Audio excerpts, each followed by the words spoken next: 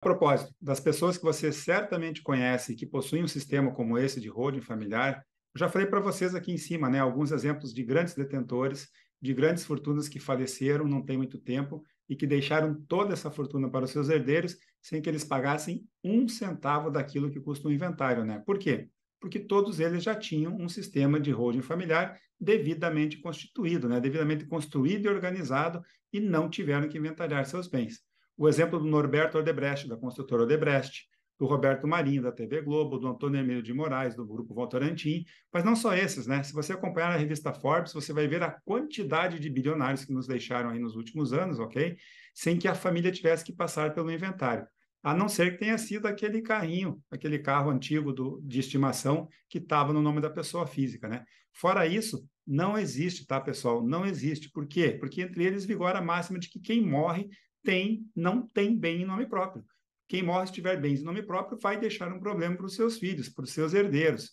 E aí tá, os exemplos se somam. Eu posso mencionar, por exemplo, para vocês o Roberto Civita, do Grupo Abril, os irmãos Safra, o Moisés Safra e o Edmond Safra, do Banco Safra, o Samuel Klein, das Casas Bahia, o ex-vice-presidente da República, José de Alencar, da Coteminas, Dirce Navarro de Camargo, a dona da empreiteira Camargo Corrêa, que faleceu aos 100 anos de idade, né?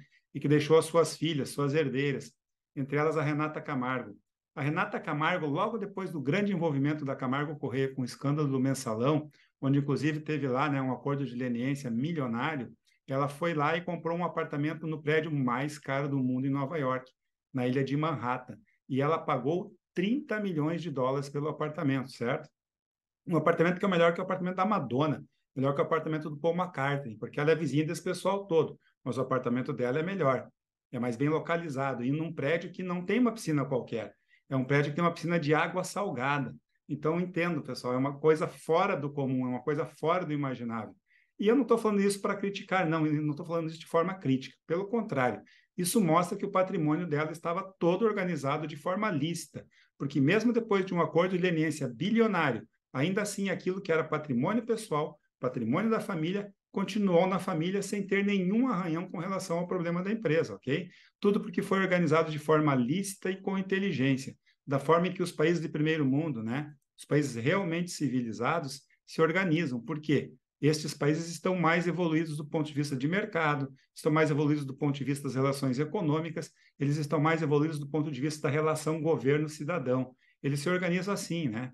E é isso que você está conhecendo aqui agora, e que também é desconhecido de muita gente, de grande parte do povo brasileiro. Mas olha só, não são só os bilionários, não. Ao lado deles existe uma outra categoria de pessoas que conhecem isso aqui muito bem.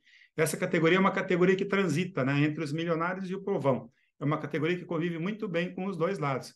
Pelo menos a cada 4 anos ela visita o povão, né, que são os políticos, os que fazem as leis, né? Então eles conhecem isso aqui muito bem e não é à toa. Se você tiver a oportunidade de pesquisar no site do Tribunal Superior Eleitoral e ver as declarações de bens dos candidatos à presidência, dos candidatos que participaram da eleição, você vai se impressionar, porque a maioria deles possui uma holding familiar. O ex-presidente Jair Bolsonaro tem uma holding familiar, o vice-presidente Geraldo Alckmin também tem, o ministro da Fazenda, Fernando Haddad, também tem essa holding familiar, deputados federais, senadores, enfim, a maioria deles possui um sistema de organização patrimonial. Por quê?